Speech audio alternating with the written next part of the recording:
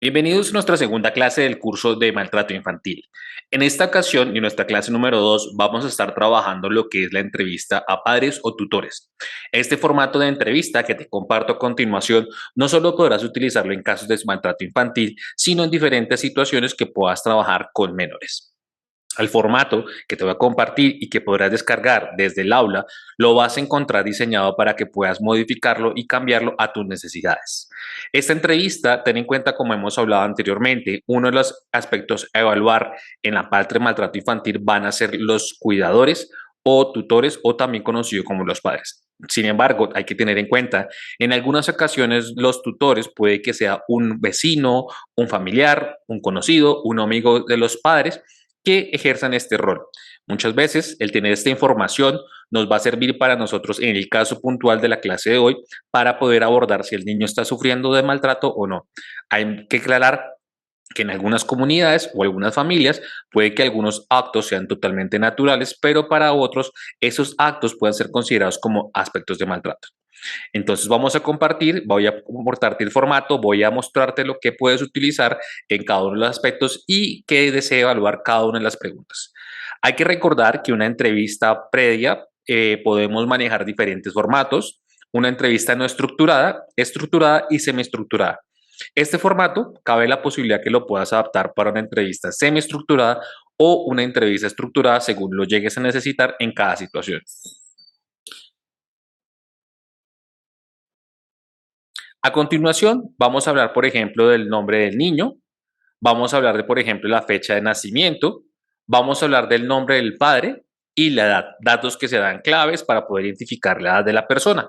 Muchas veces, datos como la edad nos puede decir, por ejemplo, a qué edad tuvo el padre al menor o a qué edad es responsable de acompañar en una situación de embarazo. Vamos a tener los datos de identificación, importante tener estos datos de identificación en relación de que podamos verificarlos, que puedan ser un dato de contacto con el padre y demás. Conocer su grado de escolaridad, si es un grado de escolaridad primaria, un bachiller, un profesional, o si la persona no tiene ningún grado de escolaridad. El domicilio, donde vive, y en caso de que, por ejemplo, tengamos la situación que estamos entrevistando al padre o al tutor, podemos preguntar datos de la madre de la misma manera. Los datos demográficos muchas veces nos pueden dar información de la situación del sector donde está ubicado el niño, de los grados de vulnerabilidad que pueden tener en ese aspecto. Esas preguntas que te voy a plantear a continuación están diseñadas para lo que es la madre y conocer el historial de embarazo. Sin embargo, cada vez se ha encontrado que muchos padres están familiarizados con esta situación.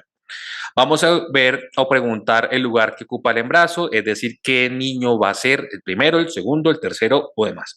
Ten en cuenta que desde las investigaciones nos plantean que muchas veces en hogares donde hay mayor cantidad de niños, hay mayor prevalencia para la presencia de situaciones de maltrato o negligencia infantil en todo este proceso. ¿Cuántos embarazos tuvo antes del niño? Si de cierta manera existe algún episodio de aborto, si ha sido clínico o espontáneo, especificar las causas si las llegan a conocer, por ejemplo, un golpe, un problema de ovarios poliquísticos, esa va a ser información que nos va a servir para nosotros.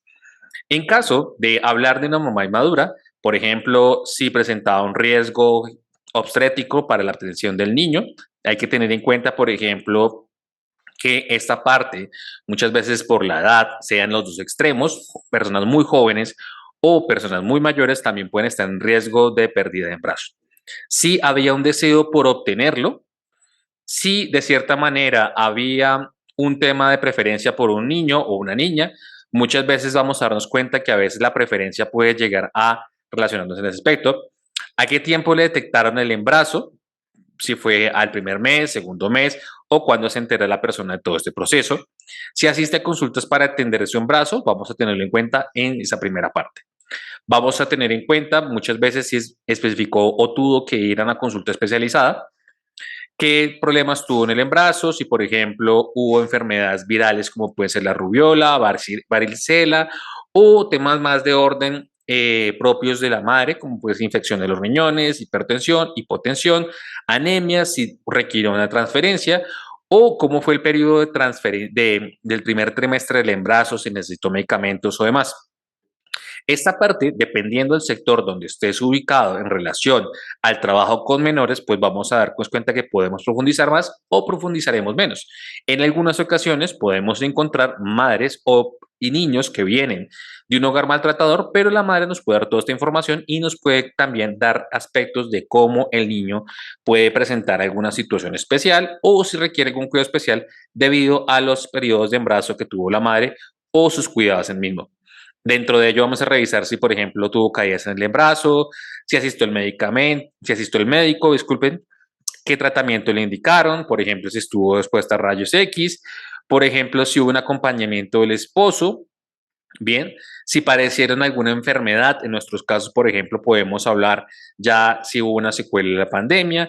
El tema de la alimentación, muchas veces es una pregunta no directa para saber, por ejemplo, si hubo una buena nutrición de la madre o no en este caso.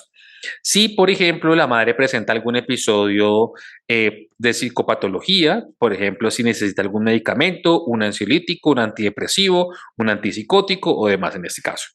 Conocer los hábitos de la pareja, conocer la vida social nos puede llevar muchas veces a predecir cómo estaba el cuidado del menor desde previo a su nacimiento. Los temas en los periodos de sueño van a ser importantes, teniendo en cuenta que fisiológicamente esto cambia en el caso de las madres embarazadas. El historial del parto, por ejemplo, si hubo cesárea, si hubo preparación física y psicológica. Acá en Colombia no tendremos a hacer preparación psicológica muchas veces durante el parto, pero a nivel internacional se ha comprobado que esto funciona muy bien si existe una preparación previa a todo este proceso. Si, por ejemplo, fue atendida con anticipación o hubo que realizar alguna anestesia y fue practicada, esto es importante que lo tengamos en cuenta, por ejemplo, en condiciones rurales.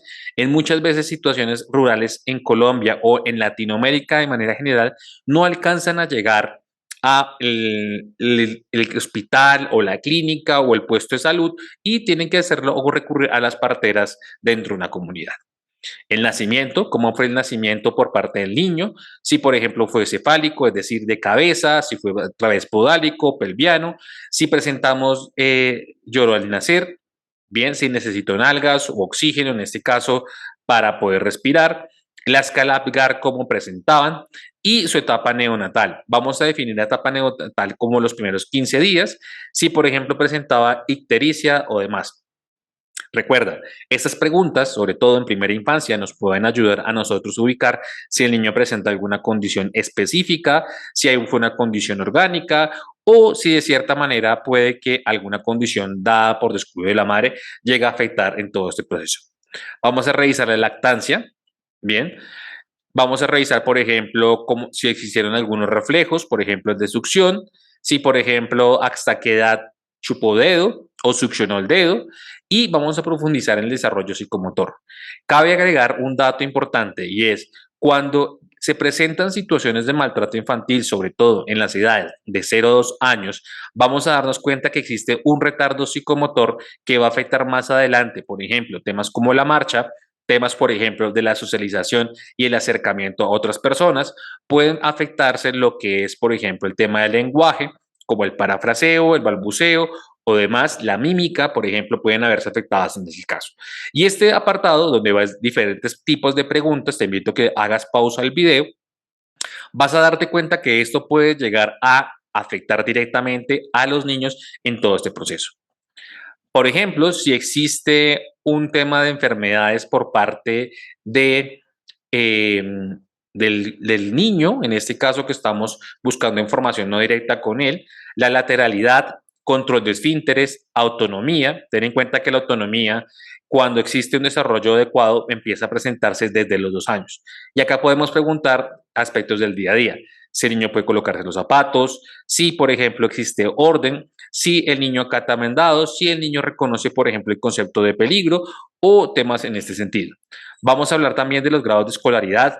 Si, por ejemplo, existe un grado de escolaridad por parte del menor, entonces en este orden de días, por ejemplo, si existe fuera del aula, si, por ejemplo, el niño existe jardín, si existen problemas de aprendizaje, cómo los abordó o si los empieza a identificar.